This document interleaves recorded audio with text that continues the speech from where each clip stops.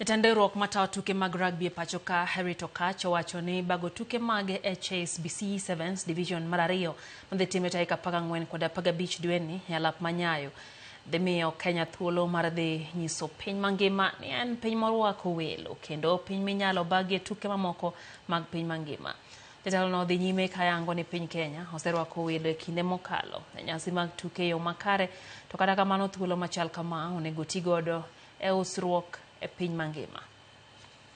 What we offer as a country, meaning then they can also plan to bring all those other sports into Kenya. They will get to see our hospitality. Kenyans, we are extremely hospitable because we've been to other countries where Shujaa and Lionesses have been hosted, but we always come back saying, hey, Kenya, we really go out of our way, you know, to show that hospitality. So this tournament will enable us showcase Kenya as a sports tourism destination as well as a sporting nation.